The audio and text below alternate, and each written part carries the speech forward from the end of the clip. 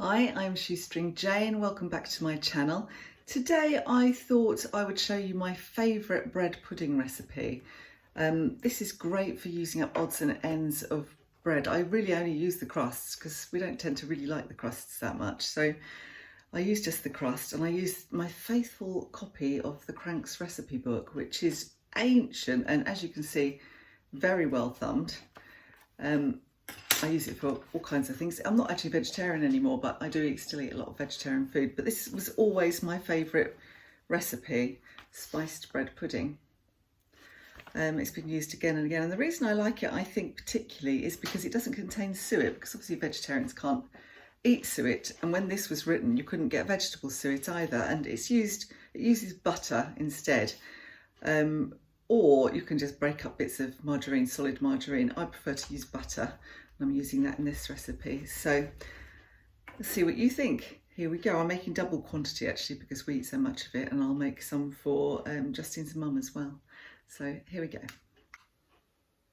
So I'm going to start by putting the milk onto the bread, which has been just chopped up into, or pulled apart into little pieces.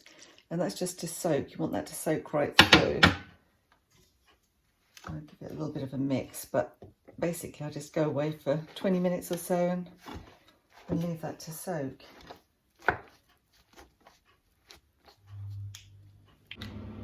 So back to our soaked bread. I used 16 ounces or 450 grams of bread ends for this. I will put the recipe in the description below so you can see the exact ingredients. Just want to mush it all up a bit, mix it and make the bits a bit smaller. That will do. I've also preheated the oven to 180 degrees centigrade, which is 350 degrees Fahrenheit, or gas mark 4. Okay, so now I'm going to add my currants. Now these should be mixed currants, raisins and sultanas, but I did only have sultanas, so I'm going to mix those in. I've used 8 ounces, which is 200 grams approximately. Add those, and then butter. So you have to grate it up so it kind of has the consistency of suet. And butter goes in. I've used 4 ounces or 100 grams of butter. And then brown sugar, 8 ounces of brown sugar, which is about 200 grams. So you can see it's not exactly a health food. It's got quite a lot of fat and sugar in it, but it's a great way to use up your leftover bits of bread, and it's lovely for dessert, just with a cup of tea, or I really like it with custard. I think it's really good. Mr. Shoestring, aka Justin, absolutely loves this. Just have to mix it up really well.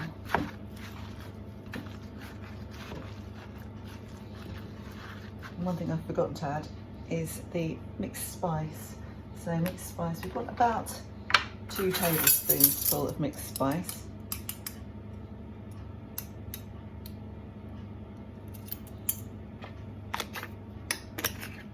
Let's mix that in as well.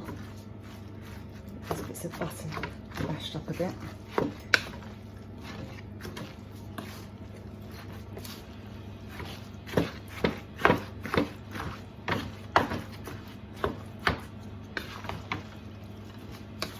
So it's starting to look like the consistency of bread pudding now, you can see.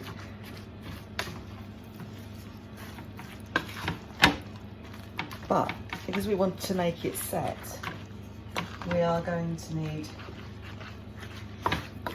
eggs, and I also add milk to this. So I'm sorry, I've already added milk, just a tiny bit extra with the eggs. So I've got some beaten eggs here, just use 2 medium beaten eggs.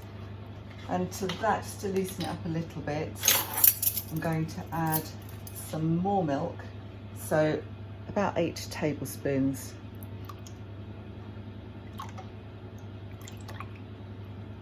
God, I'm not Nigella, am I? I'm just going to leave it at that because that looks quite liquid to me. And this is what's going to make it set. So let's add that all in as well. And give it another stir. It's like Christmas pudding, isn't it? So it's a good sloppy mixture, but it will set when you cook it.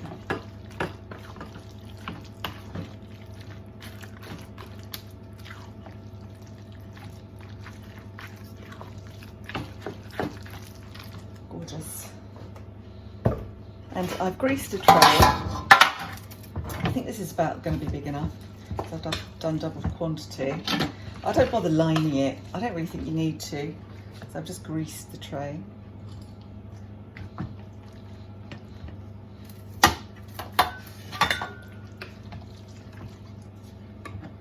Let's just flop it all in. Oh gosh, wonderful. And then all we have to do there is flatten it out.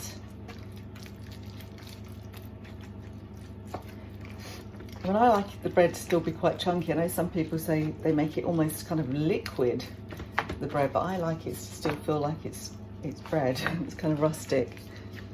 As long as you haven't got any dry bits, you don't want dry bits of bread, you want to make sure they're all nice and soaked.